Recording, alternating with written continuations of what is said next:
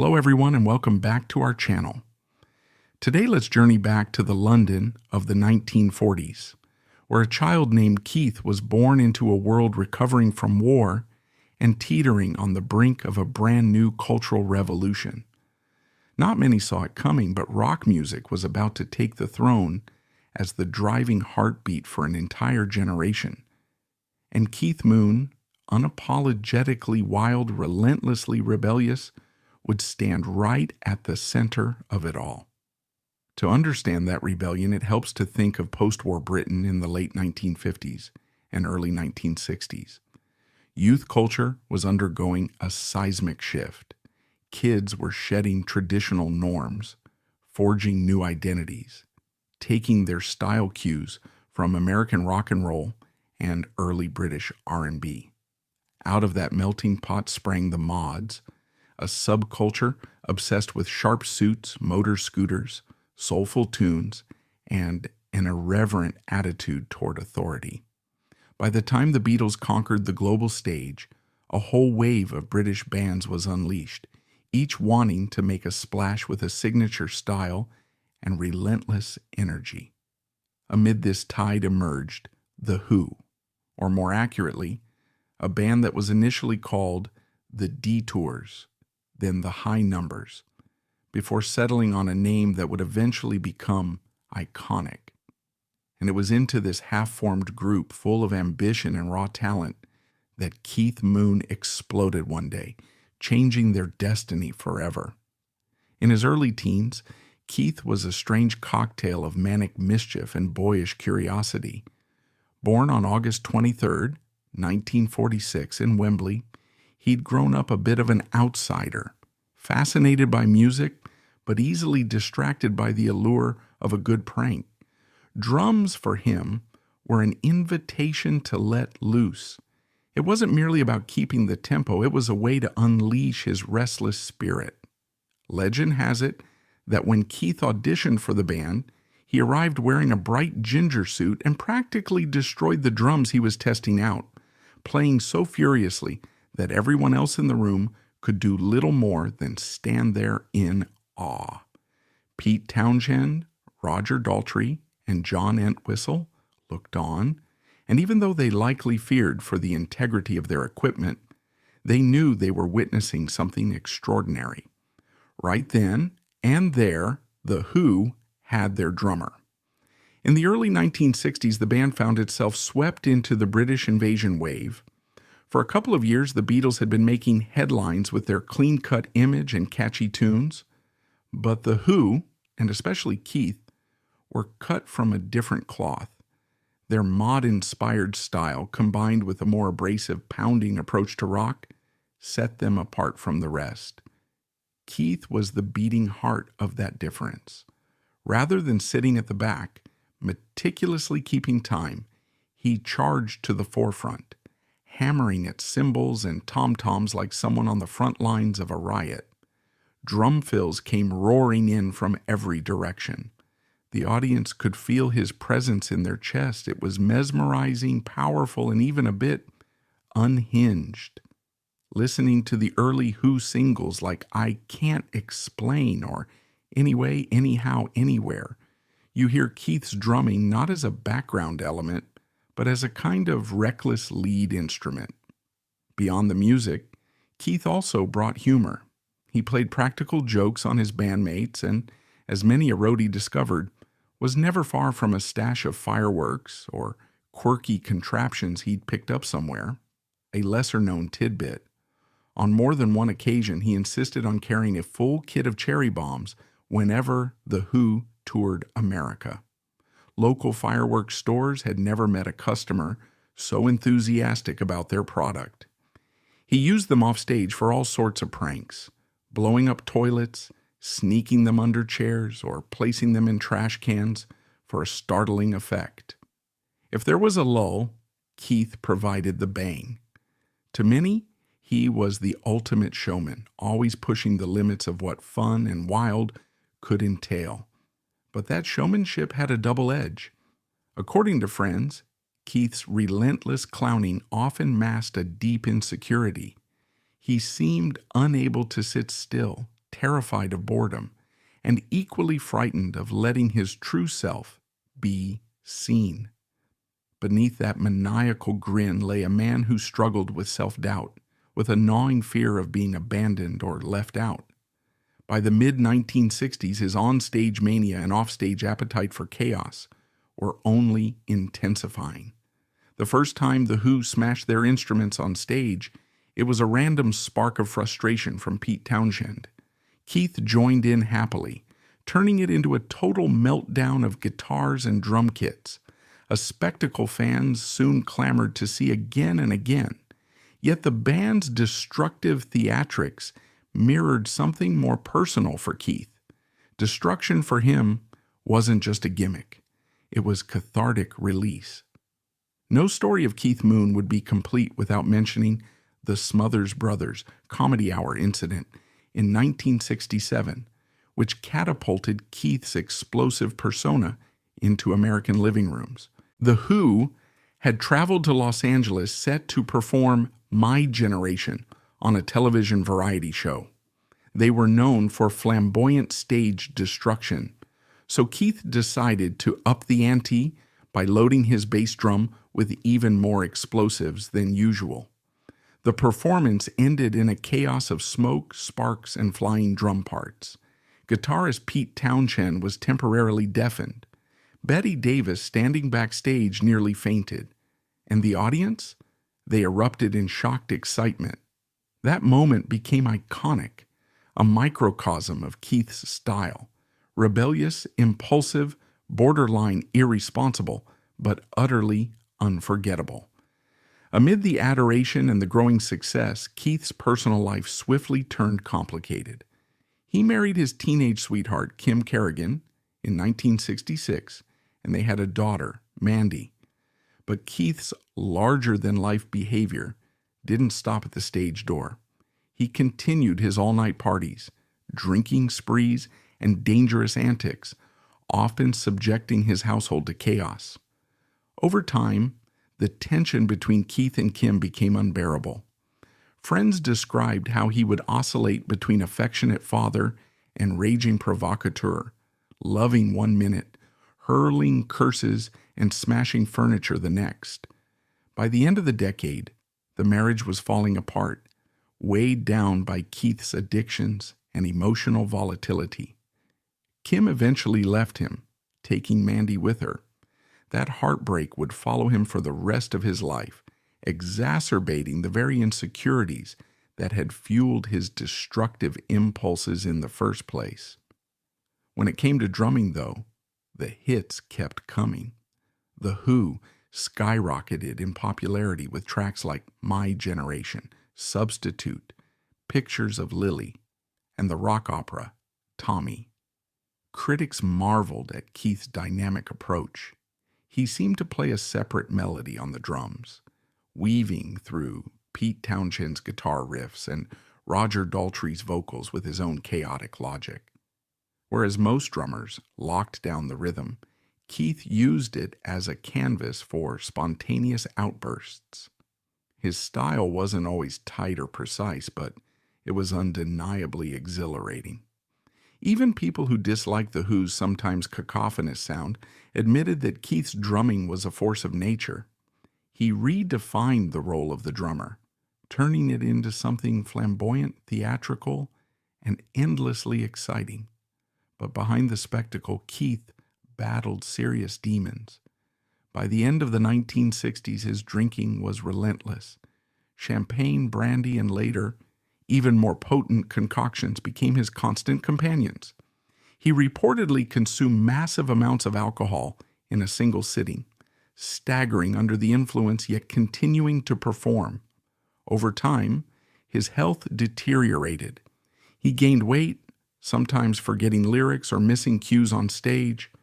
Off stage, the pattern of trashed hotel rooms and near arrests continued to rack up. There's a storied myth that Keith once drove a Rolls-Royce into a swimming pool on his 21st birthday. Whether or not the exact details are true, the legend underscores the degree to which people expected, and even perversely encouraged, his dangerous stunts. What many might not know is the emotional cost of all these antics. Close friends noted that whenever Keith was left alone, he was haunted by immense sadness. He found solace in company, in laughter, in being the center of attention. In that way, the parties and pranks served as distractions. Once the party ended, the fear of being unwanted or forgotten often led him to spiral even further. Some who knew him recall him as a surprisingly gentle soul, almost childlike when sober, forever seeking approval, acceptance, and love. But once the cycle of booze and stimulants kicked in, that gentle soul took a back seat, replaced by a wild persona that devoured everything in sight. On stage, this mania could be awe-inspiring. In personal life, it was damaging.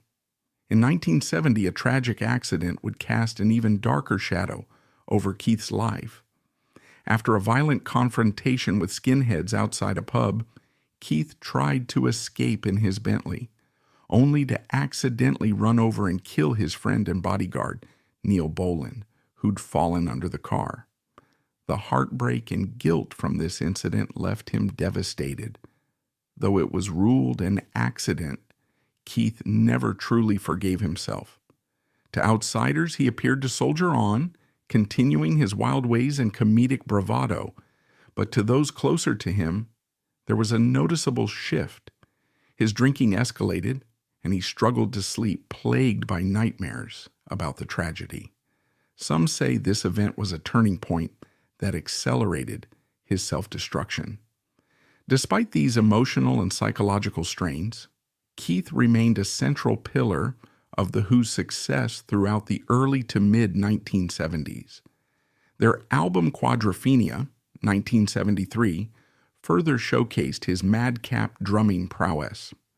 The album's themes of identity crisis and teenage angst in mod culture resonated deeply with audiences. For Keith, it was a partial reflection of himself, someone caught in a swirl of personas, uncertain which one would take over next. When performing live, he occasionally collapsed from exhaustion or intoxication. Famously, in 1973 at the Cow Palace in San Francisco, Keith passed out on stage, forcing the band to recruit an audience member to finish the set. It was both a comedic and alarming moment. The audience roared at the unusual spectacle, but behind that laughter was the creeping realization that Keith's condition was becoming dangerous. By this point, the circle around Keith was divided between those who tried to help him and those who simply rode the wave. Pete Townshend and John Entwistle oscillated between exasperation and concern. Roger Daltrey, known for his no-nonsense attitude, would occasionally confront Keith about his behavior, only to be met with either jokes or denial. Managers and record executives worried about finances and the band's image. Partying might be good PR in small doses, but hospitalizations and potential legal troubles were far from ideal. Keith, however, rarely seemed to care about the consequences. In interviews, he laughed off suggestions of moderation. Life, he seemed to believe, was meant to be lived at the edges, and if that meant going over the edge, he'd do it with a grin. During the mid-1970s, The Who toured extensively, playing to massive crowds. Keith, though heavier and occasionally disoriented, could still deliver moments of pure brilliance. But each performance came with its share of unpredictability. He might play the gig of a lifetime one night, then be nearly incoherent the next. A lesser-known anecdote from around 1976 involved Keith sneaking onto Led Zeppelin's stage after one of The Who's concerts. In a spontaneous jam session, he tried to usurp John Bonham's drum kit, leading to a brief chaotic meltdown that left bystanders both amused and mortified. This behind-the-scenes moment encapsulates Keith's unstoppable drive to be at the center of everything, even when it wasn't his show. Yet for all the bravado, he was crumbling inside. During these years, he began relationships that were tumultuous at best. After divorcing Kim Kerrigan, he dated Swedish model Annette Walterlax, who cared for him deeply but struggled to cope with his ongoing addictions. Keith's mood swings became more erratic, his health more precarious. He'd attempt to quit drinking, only to relapse within days. Friends describe frantic nights where he'd barricade himself in a room or vanish into the London streets with a bottle in hand, sometimes returning bruised or battered, unwilling or unable to explain what had happened. Eventually, Keith reached a breaking point. By 1978, he was painfully aware of how his substance abuse had eroded his drumming skills and diminished his physical stamina. After The Who released Who Are You that year, Keith knew he had to change. He started taking heminevrin, a medication intended to help with alcohol withdrawal. In a twist so cruel it almost feels scripted, the very medication that was supposed to save him became part of what led to his downfall. On September 7, 1978, Keith Moon died at the age of 32. The coroner's report later concluded that he overdosed on heminevrin. He had taken far more pills than prescribed, possibly out of confusion or desperation. The circumstances of Keith's death carry a haunting irony. The apartment where he passed away was on loan from Paul McCartney, and it happened to be the same day as the London premiere of a film celebrating the Beatles. This convergence, dying in a Beatles apartment on a night celebrating another legendary band, was an unintentional but eerie final footnote to his life. Keith, the ultimate showstopper, even managed to time his exit in a manner that felt like a piece of rock opera drama. In many ways, his death left a rift in the rock world that never quite healed. Contemporary critics sometimes dismiss Keith's offstage antics as overshadowing his talent, but that's a simplistic take. His rebellious, unpredictable style of drumming changed how future generations of rockers viewed their instrument. He wasn't just a timekeeper, he was a raw, emotional force. Bands that emerged later, from punk groups to heavy metal acts, took inspiration from Keith's refusal to be constrained by conventional rhythmic patterns. He proved that the drummer could be as flamboyant as the singer or guitarist. And beyond that, he showed that the energy of rock music was about more than hitting the right notes. It was about the spirit you brought to the stage. Over the years, new controversies have surfaced surrounding Keith's life and death. Some have debated the exact cause of his overdose.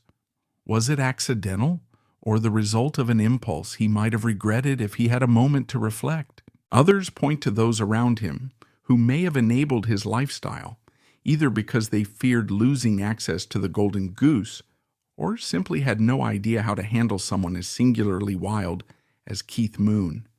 There's also the question of the Who's responsibility. Should the band have taken a harder stance on his behavior, or was his artistry so integral to their success that they felt powerless to intervene? In the decades since his passing, Keith's legend has only grown. If you ask drummers today, famous or otherwise, about their influences, Keith Moon's name pops up with startling frequency. For some, it's his manic fills and astonishing speed. For others, it's the sheer showmanship, the sense that you can be a complete original behind the kit.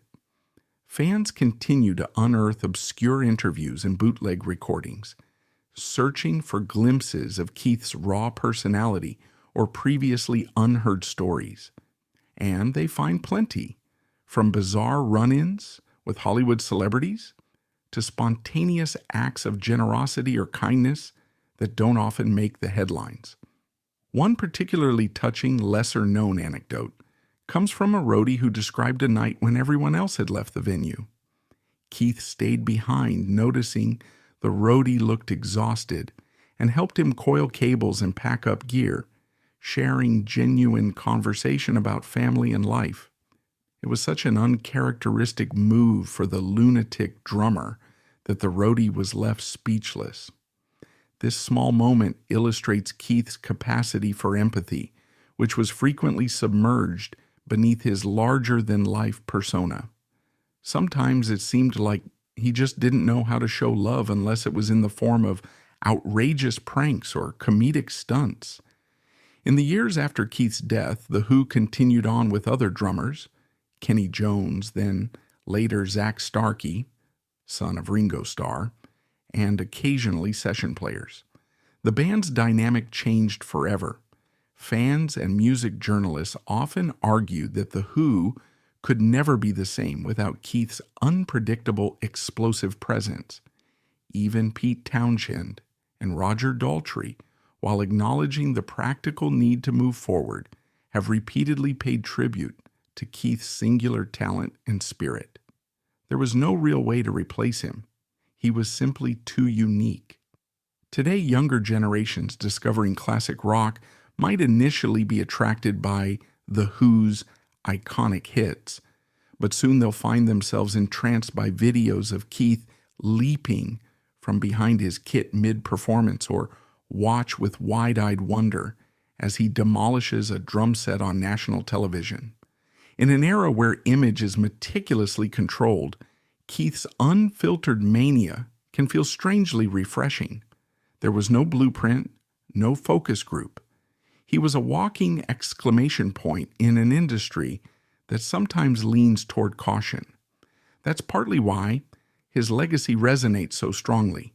He reminds us that creativity and self-expression in their purest forms can be exhilaratingly messy. Keith Moon gave the world a gift.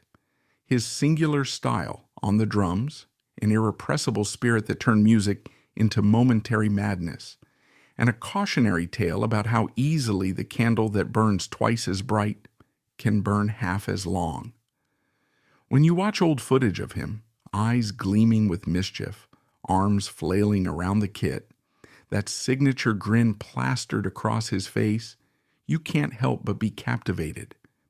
It's like seeing a firework at the peak of its brilliance. You know it'll vanish almost as soon as it appears, but for that brief instant, it's impossible to tear your eyes away. So let's keep his memory alive in a way that celebrates the man in full, the unstoppable drummer who could transform a concert stage into a carnival of sound, and the vulnerable soul who carried hidden wounds that fame and fortune couldn't heal. In honoring that full portrait, glorious, tragic, everything in between, we do justice to the creative spark that Keith Moon ignited. We also remind ourselves that behind every legend lies a real human being, capable of both extraordinary heights and devastating lows. That's a wrap for today's video.